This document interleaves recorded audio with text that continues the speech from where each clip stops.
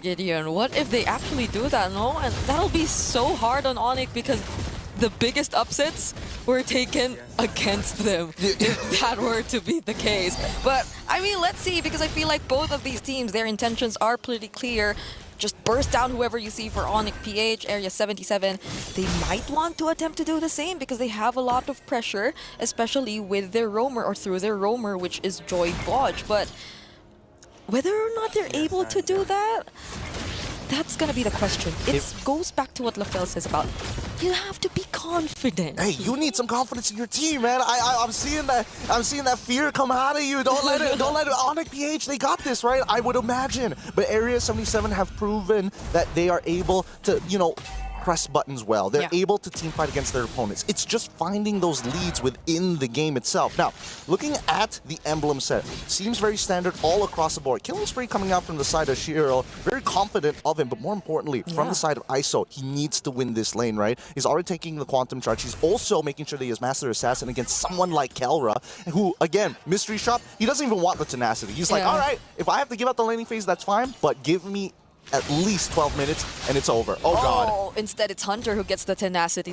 Fortunately he does, because those are instances wherein you definitely need a little bit more tankiness in your hands, considering that it's not just King Kong, also Super Friends.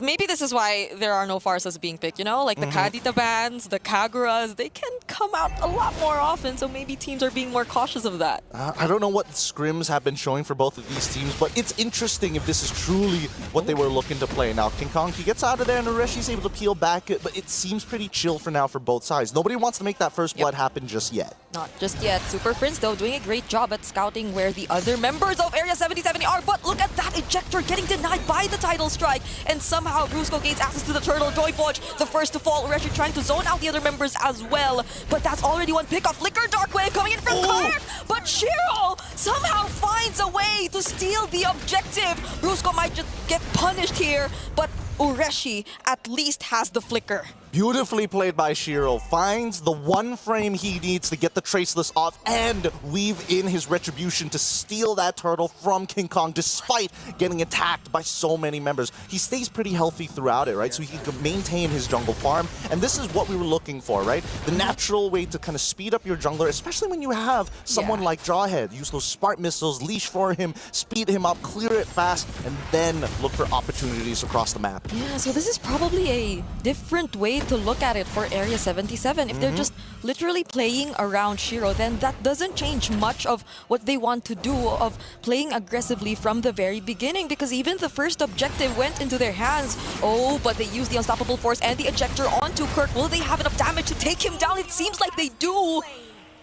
They just answer what we mentioned right off the bat. Yep, they have a clear idea. Now, ONIC PH have to answer back. We need to see some kind of retaliation. ISO will have to try and outplay. Keep in mind, he only has Purify. Oh, they'll get to find a way out of this Lycan bounce, but look at the ultimate coming in from Super Fred. Still somehow dodges it. Even the Phantom Execution won't get to take him down. Brusco gets punished instead.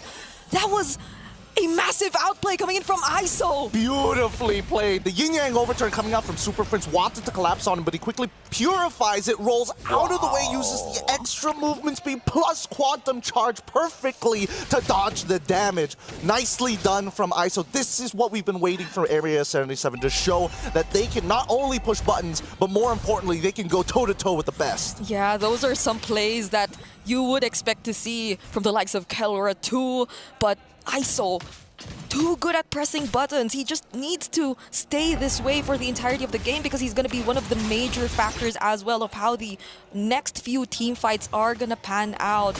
But another thing is Joy Bodge. He's doing such a great job at finding those ejector plays, but it seems like they've tried to go for him first. Yin-yang overturn again, burst him down, but will Shiro once more get this turtle? It seems like it's a no, but will they fight back? Because ONIC PH, they will respect and disengage. Nicely done from ONIC PH. The lead is still within the hands of Area 77, but they now are forced to respect the motions from Area 77. Take out Joy Bodge first. Don't let him escalate the scenario. They've already got a tier 1 on top side, and they got outplayed by ISO. They cannot afford any more disrespect from Area 77. Now, in terms of how ONIC PH is going to be looking to escalate. They've got some really good combos on their side, right? Yep. Yin Yang Overturn plus the Tsunami Slam is a great way to kind of make sure they guarantee a kill. And not to mention that a majority of the members from inside of Area 77 aren't running the Purify, right? They're running Flicker. Oh, but Joy Bodge can't just go for any target. Can't just go for Super Prince. There's still the Ratio Umbrella Flea, as they call it, to get away and somehow purify the ejector. Ooh. So that's the thing. I think ONIC PH, it's great that they picked up this Kagura because it serves as their main source or way to find where Joy Bodge is gonna come from, and the plan to just keep taking him out is clearly working in their favor, especially now that their main damage source is just coming from Shiro. But speaking of, King Kong somehow finds him here up top, but Ureshi's within the area as well, so they'll somehow get to help him unless Brusco tries to do something, but I don't think he will. Not yet, not yet. I don't think they have enough damage with just King Kong alone. Plus, it's a two-pronged attack, right? You're attacking that top side, you see where Shiro is, the mid lane is suddenly missing. Could he be bot, could he be top? It's better for Area 77 to just sacrifice the turret on that bottom side, which is actually really good specifically for Kelra. It unlocks him from the lane, now he's able to double wave off of the mid as well and participate for the upcoming turtle fight. Now this turtle fight is going to be interesting, right? I feel like Area 77 shouldn't be the ones initiating on it. I feel like ISO, his first item though, he decides to go for the halberd. So he has anti-heal, which is, yes, it's good against shields, which is great against Super Prince and as well as Kelra. I'm pretty sure that King Kong is going to go for his traditional bruiser build. I don't know if he wants to go for full damage just yet, considering that his targets are pretty squishy. But here we go. They don't find anyone. Brusco, with the conceal, walks away from the range of the ejector, but the Sanguine Claws catches to Brusco, misses the title strike, and Ureshi disturbing everyone from behind, but this might just be the time for the Salmon Force to show off. Brusco is the first to be taken down, however, Hunter is next. Kelra still dancing in between ISO and Joy Bodge, and look at the damage coming in from King Kong. Phantom Execution also committed. Ureshi using the flicker, trying to take down Kelra, but he can't do it alone. The experience is starting to show from the side of ONIC PH. They are together. They understand every aspect of the fight. They see the full battlefield because Area 77 ended up splitting their forces into two. Shiro understood, oh man, I can't get on top of Super Prince, but I think he needs to work alongside ISO. Because watch this fight, right? Ureshi knows what he's doing. He's on top of King Kong. Shiro moves away as Hunter gets blasted, but notice that ISO specifically is targeting Kelra, right? Let's say he wasn't targeting Kelra. Let's say he finishes off these kills on the end of ONIC PH like Super Prince. They need to make sure. Right now in the early game, wait, hold on. Yin Yang Overturn committed ejector onto Kirk, but he has the Infernal Pursuits. However, Brusco's the one who gets punished.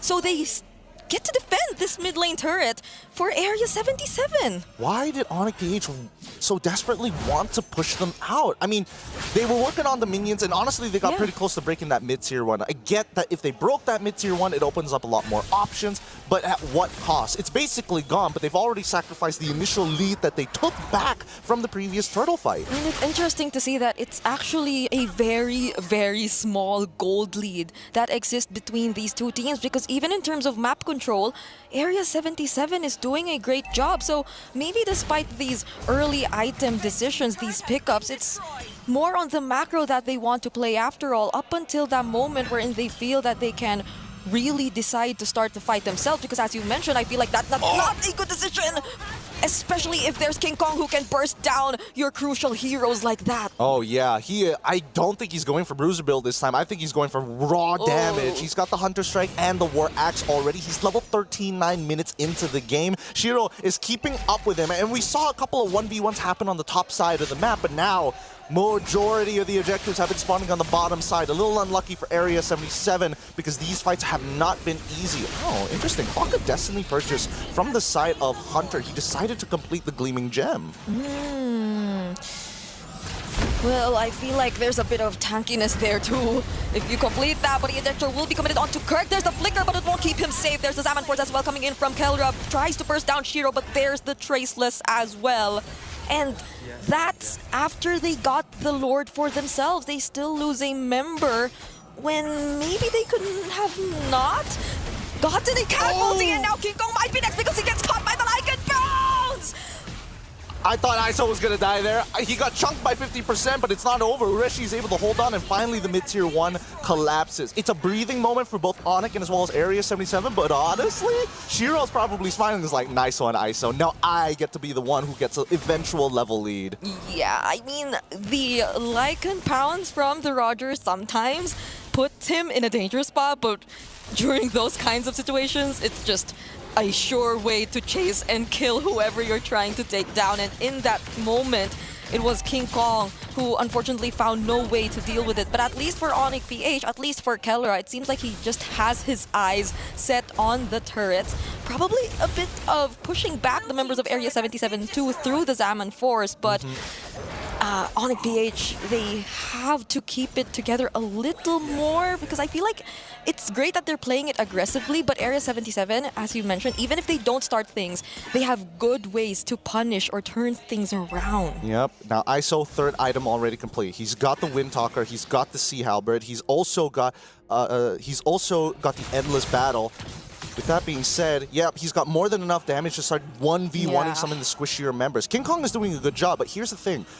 ONIC PH don't scale as well as Area 77. And I feel like right now, unless we see like big mechanical mistakes, you whiff on a kill, you don't use your iframes in time from the side of King Kong, the big punishments from Area 77 are really devastating, because Hunter, he's been eliminated pretty early on in these fights thanks to King Kong. But now, as we are going into the 11th minute, and I think by the 13th minute, Hunter is going to be a huge problem for ONIC. That's Hunter, Shiro, and ISO, who you have to consider in terms of scaling from Area 77. Whereas for ONIC PH, yes, the burst damage is there, but once you commit the combo from Super Friends, you pair it up with whichever setup Brusco decides to go for, and it's unsuccessful, things are not gonna be looking too good for them. They respect that Joy Bodge might just go for the setup, and it might be this time their turn. Phantom Execution committed by King Kong, tries to chase after Shiro. There's the Zaman Force, takes down ISO. A beautiful pickoff coming in from ONIC PH. Super Prince committing the Yin Yang overturn, but they'll settle with that one pickoff that they got.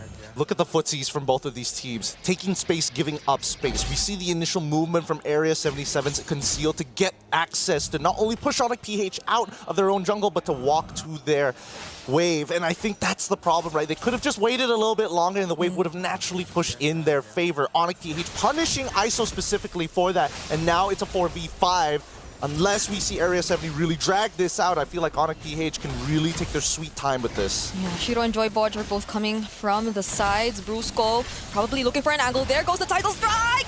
He will be finding the Tsunami Slam onto Shiro, and that's going to be a massive problem now for Area 77. Joy Bodge popped his immortality as well, and the Lord will go into the hands of ONIC PH. Beautifully played by ONIC PH, and now it is crunch time. 8-8 with the current kill score. With a Lord in their hand, they're looking for inhibitors. They're looking for all the out-of-tier turrets. And worst yet, Kellera has fully scaled. He's got a concentrated energy, so he doesn't mind taking a couple of hits, maybe from a Lycan Pounce, maybe from a single Traceless coming in from Shiro, but he cannot afford to get CC'd by the Sanguine Claw or even the Turtle Boat from the Mountain Shocker. Yep, and it seems like they're doing a great job at just forcing reactions out from Area 77, already taking down the inhibitor turret in mid, even before the Lord gets to approach the base, but Joy Bodge nearly catches Kellera just in time. There's the Tsunami Slam as well, but will they have enough follow-up damage? Yin Yang overturn. Here comes King Kong as well. Joy Bodge might not survive, and Ureshi trying to buy some time, but King Kong shuts him down.